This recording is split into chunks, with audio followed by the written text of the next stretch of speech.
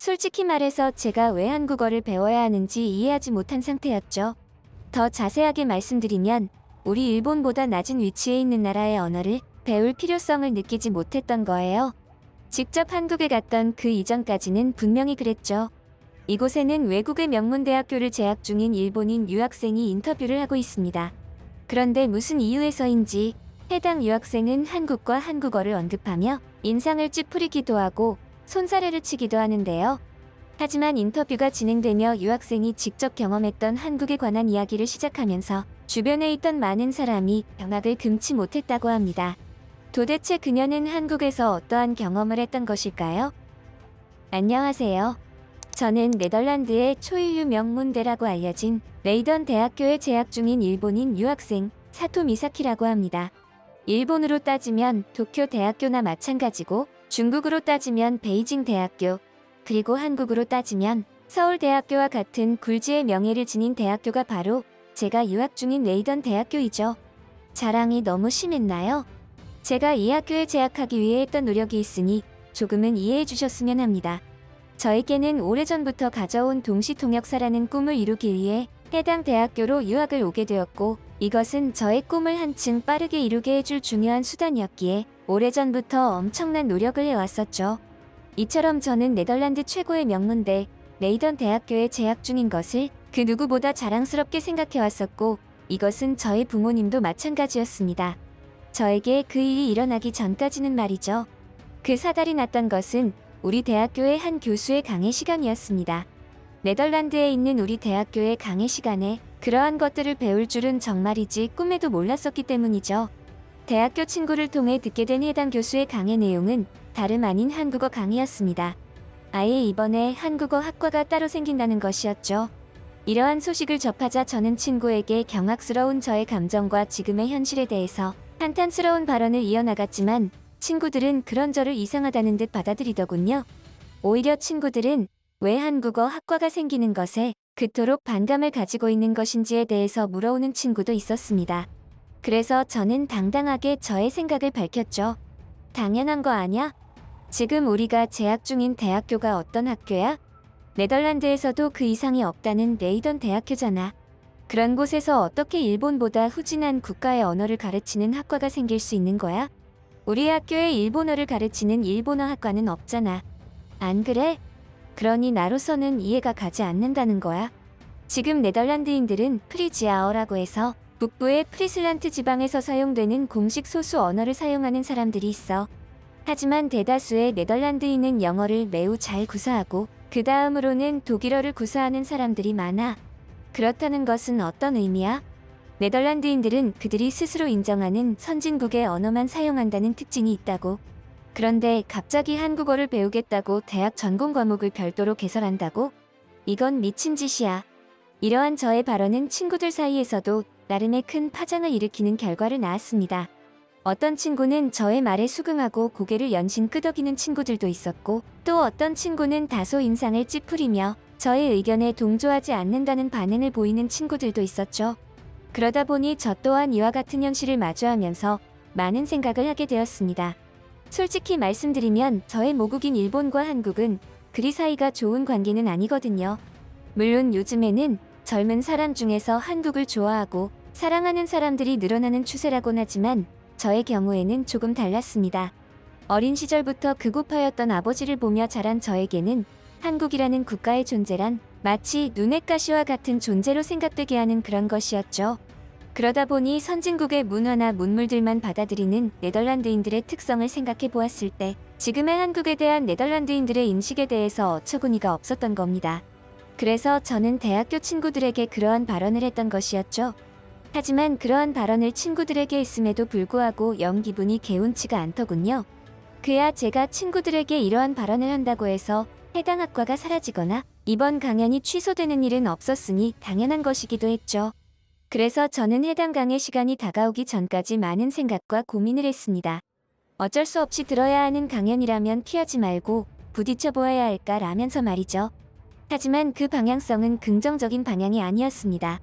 현실을 받아들이고 강연에 집중해보자 라는 것이 아니라 이 강연을 어떻게 하면 한국에 유리하게 작용하지 못하게 할까라는 쪽으로 흘러갔던 것이죠. 그러한 고민을 하는 사이에 새롭게 신설된 한국어학과의 초임 교수의 첫 강의가 시작되었습니다. 여러분 반갑습니다. 여러분은 아시아 국가에서 가장 선진화된 생활을 하고 있는 국가가 어디라고 생각하시나요? 일본. 그들도 물론 선진국으로서의 오랜 역사가 있고 한때는 일본의 가전제품이나 게임기 등 시대를 이끌어가는 선진한 문화들이 많았던 것이 사실이죠. 또 어디가 있을까요? 중국? 중국은 글쎄요. 물론 중국도 잠재력을 가지고 있다고는 하지만 그들은 한계점이 분명한 존재들이고 국가 시스템의 자체에서 특정 수준 이상을 넘어가기 어려운 부분들이 존재하기 때문에 그토록 크나큰 영토와 인구로도 아직도 후진국의 수준에서 벗어나지 못하고 있는 것을 본다면 어느 정도 답이 나왔다고 할 수 있겠죠. 혹시 지금 여러분은 저를 놀리기 위해서 정답을 회피하고 계신 것은 아닙니까? 오늘 제가 여러분에게 어떤 내용으로 강의할 것인지 다 알고 있으면서 짓궂은 행동이로군요. 제가 생각하는 아시아 최고의 선진국은 그리고 그러한 삶을 살아가고 있는 나라의 국민은 바로 한국, 그리고 한국인입니다. 좀 전까지 한국은 언급도 하지 않던 여러분이 갑자기 연신 고개를 끄덕이는 친구들은 뭐 하는 거죠? 더 크고 자신있게 웃으세요. 웃으라고 던진 놈이니까. 자, 그렇다면 우리가 한국어를 배워야 하는 이유가 무엇일까요? 단순히 그들이 선진국이기 때문에? 물론 한국이 선진국에 반열해서 훌륭한 성과를 보여주고 있기는 하지만 르니 네덜란드도 그에 못지않은 성과들을 보여주고 있습니다. 그런데 굳이 우리가 그들이 사용하는 단일 민족의 언어를 배우려 한다. 조금은 이치에 맞지 않는다고 생각할 수도 있겠죠. 하지만 저는 곧바로 기회가 왔음을 직감했습니다. 교수님의 발언 중간에 제가 끼어들 여지를 주셨기 때문이었죠. 교수님 스스로가 지금 우리가 한국어를 배워야 한다는 것에 의구심을 가질 수도 있을 것이라고 언급을 해줬기에 저의 의구심 표출은 그야말로 정당성을 부여받은 것이나 다름없었습니다. 저는 그 기회를 놓치지 않고 곧바로 교수님을 향해 저의 의견을 피력했죠. 아니, 그보다는 반박이라는 말이 더욱 어울릴 만한 뉘앙스였습니다. 교수님, 말씀 중에 죄송하지만 교수님께서 방금 전에 언급하셨던 그대로 저는 도저히 이해가 가지 않는 부분들이 많습니다. 어떻게 네덜란드 최고의 명문 대학교에서 일본보다 뒤떨어지는 한국의 언어를 별도의 학과까지 만들어서 교육하신다는 겁니까? 이러한 현실이 저나 몇몇 다른 학생들이 받아들이기에는 우리 학교 측이 한국의 정부에 무언가 부정한 이득을 취하고 있는 것은 아닌지 실로 의심스럽기까지 한 상황이라고 보입니다. 그렇지 않고서야 어떻게 이런 명문대에 한국어학과가 생길 수가 있단 말입니까? 차라리 일본어학과가 생겼다면 이해를 했을 텐데요. 일본어는 네덜란드인이 배워놓으면 두고두고 이득이 될 테니까요. 일본의 히라가나야말로 한국어보다 더 널리 사용되거나 가치 있는 학습 대상이라는 것을 말씀드리고 있는 것입니다. 그 이유에 대해서 궁금하시다면 지금 당장이라도 말씀드릴 수 있습니다. 한국어는 특정 지역에서만 사용하는 언어로 그 언어적 영향력은 동아시아에서 매우 제한적입니다. 반면에 일본의 히라가나를 비롯한 일본어는 경제적, 문화적 측면에서 국제적인 중요성을 가지고 있죠. 이를테면 일본은 세계에서도 손꼽히는 경제 대국으로 글로벌 비즈니스 및 무역에서 중요한 위치를 차지하고 있습니다. 그렇다는 것은 일본 기업과의 협력이나 무역을 위해서는 일본어를 아는 것이 큰 강점이 된다는 의미가 되죠. 또한 히라가나는 일본어를 쓰기 위한 문자로 일본어 학습에 필수적입니다. 경제적 실질성을 고려할 때 네덜란드인들이 배워야 할 아시아 언어는 한국어가 아닌 일본어여야 더 적절하다고 할 수 있는 것이죠. 어떤가요? 제 말이 틀렸습니까? 그뿐만이 아닙니다. 일본은 오랫동안 서양 국가들에 문화적으로 큰 영향을 미쳤습니다. 이를테면 일본의 애니메이션이라든가 만화, 영화, 문학 등은 오랜 시간 동안 세계적으로 큰 팬층을 형성해왔습니다. 특히 일본의 애니메이션은 수십 년 동안 세계 시장을 지배해왔으며 이를 통해 일본어에 대한 수요가 꾸준하게 유지됐습니다. 따라서 만약 네덜란드인들이 아시아 문화를 배우고 싶다면 일본어를 통한 접근이 더 넓은 범위의 문화적 경험을 제공할 수 있는 것이죠. 저 혼자만의 생각이 아니라 다른 학생들도 분명히 저와 같은 생각을 하는 사람들이 많을 겁니다. 이래도 교수님께서는 진정으로 한국어학과가 우리 학교에 생기는 것이 정상적인 현상이라고 생각하시나요? 저는 정말로 기이한 현상이라고 생각합니다. 이러한 저의 발언은 그야말로 강의실 내에 작은 파란을 일으킬 법한 내용의 발언이었습니다. 학생들의 반응들만 보더라도 제 의견이 학생들의 의구심에 작은 돌멩이를 하나 던져서 큰 파도를 일으킬 만큼의 나비 효과가 될 것 같은 예감이 들었죠. 하지만 저의 그러한 생각들은 이어진 교수님의 발언들에 완전히 잠식당하고 말았습니다. 학생의 지극히 개인적인 의견은 존중하겠습니다. 하지만 개인의 생각을 일반화하여 만인의 생각으로 탈바꿈시키는 행동은 바람직하지 않아요. 솔직히 인정하죠? 저 또한 과거에는 일본의 애니메이션을 보던 시절이 있었습니다. 하지만 그렇다고 해서 제가 일본어를 배우거나 히라가나를 익히려는 시도는 하지 않았습니다. 무엇 때문이었을까요? 저는 잘 알고 있었기 때문입니다. 일본어가 그리고 히라가나가 가지고 있는 그 명백한 한계점에 대해서 말이죠. 제가 애니메이션만을 즐기기 위해서 일본어와 히라가나를 익힌다고 생각을 해보세요. 얼마나 그 행위가 비효율적인지를 생각해보라는 말입니다. 제가 단언컨대 학생은 분명히 한국을 가보지 않았거나 일본에만 살았거나 둘 다일 가능성이 농후해 보입니다. 자, 그렇다면 우리가 한국어를 그리고 한글을 배워야 하는 이유에 대해서 자세히 알아볼까요? 핵심은 바로 글로벌 시대에 발맞추어 새로운 기회를 창출하고 성장할 수 있기 때문이라는 점입니다. 이게 무슨 이야기냐 하면 한국의 경제적인 영향력은 날이 갈수록 거대해지고 있습니다. 그래서 한국어를 배우는 것은 단순한 언어적 선택이 아닌 경제적 전략이 될 수 있다는 말이죠. 한국은 현재 세계에서도 손에 꼽을 만큼의 경제 대국으로 자리 잡고 있습니다. 불과 몇십 년 만에 말이죠. 한국의 드라마나 영화, 그리고 K-팝 가수들을 접하며 한국을 알게 된 지금 나이대의 여러분은 절대로 믿지 못하겠지만 한국은 불과 수십 년 전에는 개발도상국 중에서도 가장 바닥에 위치할 정도의 후진국이었습니다. 그러한 상황 속에서도 그들은 지금의 최상위권 선진국으로 거듭났죠. 삼성과 LG, 현대와 같은 세계적인 기업들이 글로벌 시장에서 중요한 역할을 하고 있습니다. 일본의 경우에는 과거 역사의 뒤안길로 사라진 여러 회사가 있지만 지금까지 살아남아서 한국의 기업들처럼 활약하고 있는 기업은 이제는 없습니다. 글로벌 시장에서는 뒤처졌다는 이야기죠.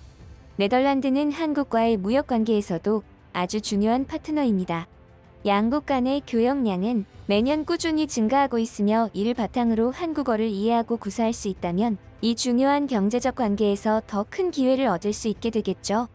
특히 한국 기업과의 비즈니스 협상이나 한국 내의 시장에 진출할 때 한국어는 필수적인 도구이자 여러분에게 있어서 강력한 무기가 될 것입니다. 최근에는 한국과 네덜란드 양국 간의 무역 통계에 따르면 총 교역량이 100억 유로를 넘어섰다고 합니다. 이것은 확실히 여러분이 한국어와 한글을 배워야 하는 이유의 강력한 증거가 되겠죠.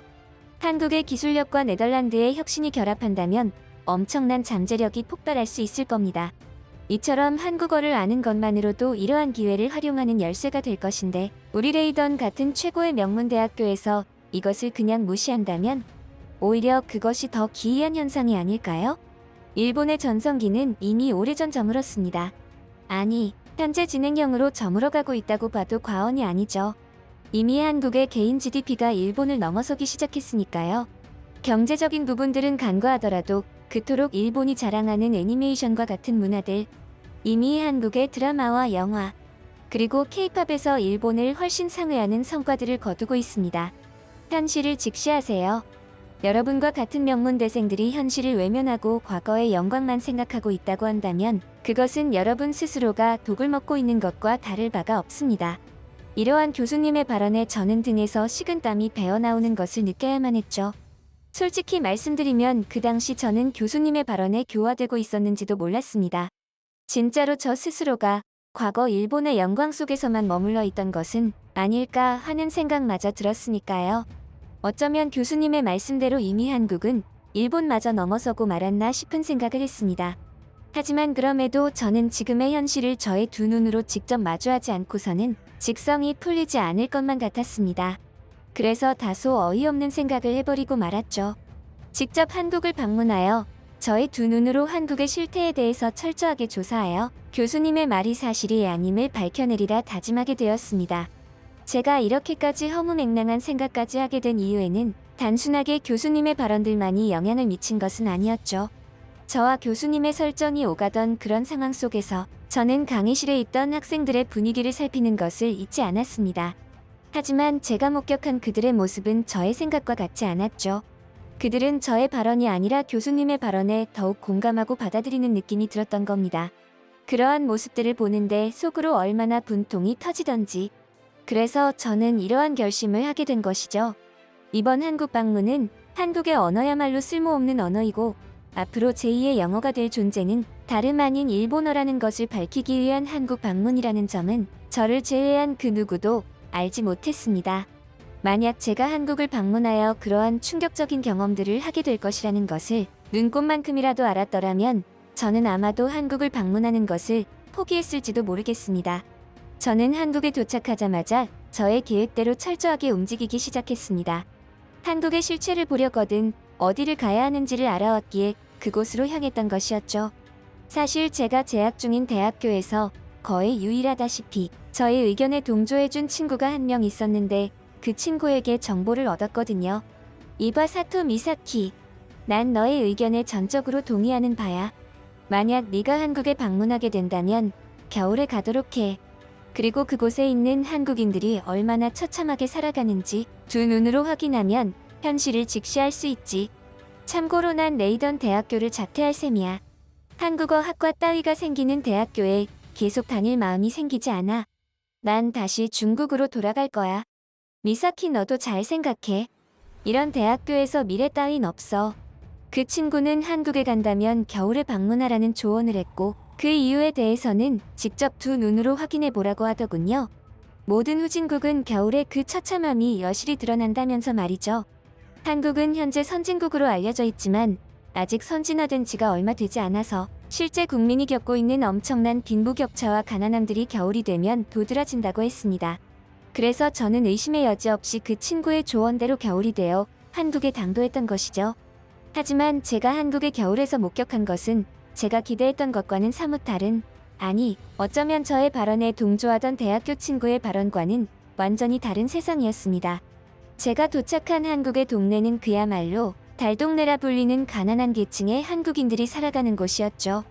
이곳에서는 그들이 얼마나 처참한 인생을 살아가는지 무조건 목격할 수 있을 것으로 생각했던 것이 사실입니다. 하지만 저는 기대했던 모습과는 다른 경악할 만한 장면을 목격하고 말았죠. 눈이 내리지는 않았지만 한겨울이라 몹시 추운 날이었습니다. 바람이 칼날처럼 날카로워서 스치기만 해도 아려오는 듯한 날씨였는데 한국의 겨울이 이토록 춥다는 사실에 놀랐죠.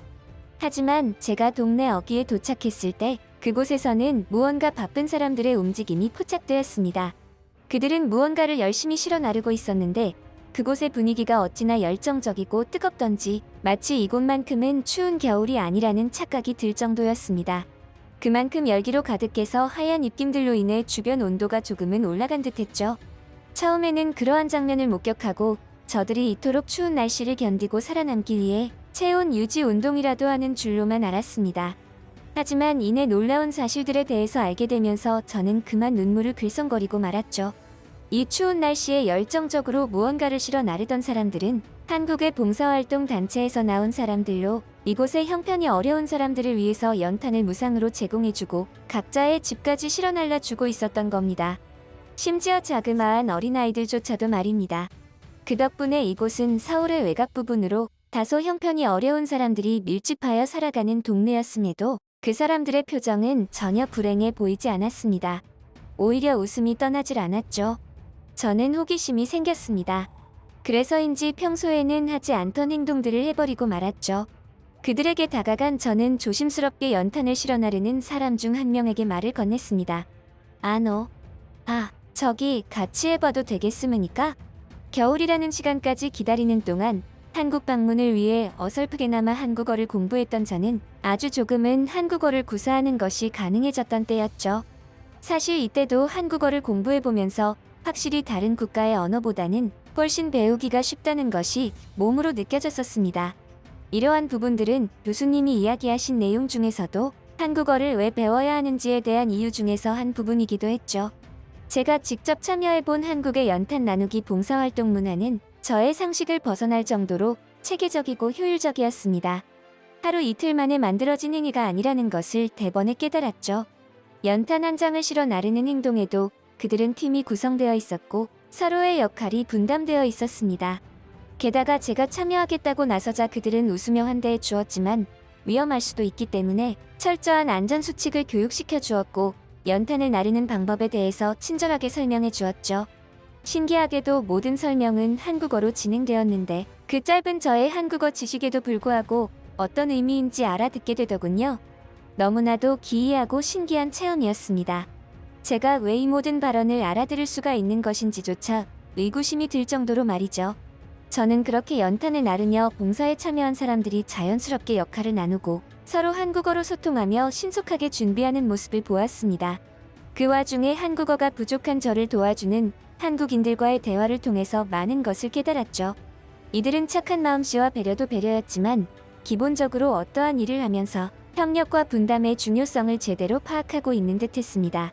제 아무리 큰일이라고 하더라도 분야별로 나누어서 하나씩 해결하다 보면 언젠가는 그 일이 성사되는 것을 깨우친 선인과도 같아 보였죠. 그날 이후 저는 다시 네덜란드로 돌아갔고 모든 잡념을 던져버리고 새로운 길을 걸어나가기로 다짐했습니다. 한국어를 그 누구보다 열심히 공부했죠. 동시 통역가의 꿈은 버리지 않았지만 방향을 살짝 틀어 독일어가 아닌 한국어를 통역하는 쪽으로 말입니다. 저는 한국을 직접 방문해보고 나서야 어떠한 것이 진정한 선진국인지를 깨달았습니다. 이것이 선진국의 국민이구나라는 것을 뼈저리게 느꼈죠. 하지만 그러한 것들을 느끼면서도 이제는 더 이상 불쾌감을 느끼거나 분노를 느끼지는 않았습니다. 오히려 희열을 느꼈고 온몸에는 소름이 끼치기도 했죠. 한편으로는 이러한 한국의 모습들을 보고 아직도 일본은 한참이나 멀었구나 라는 생각을 하지 않을 수 없었습니다. 최근 들어 우리 일본이 한국의 GDP까지 역전당하는 일들이 그냥 일어난 것은 아니라는 것을 알게 되었죠. 그리고 그러한 일들을 절대로 수모로 여겨서는 안 되겠고 부단히 노력해야겠구나 라는 생각마저 들었습니다.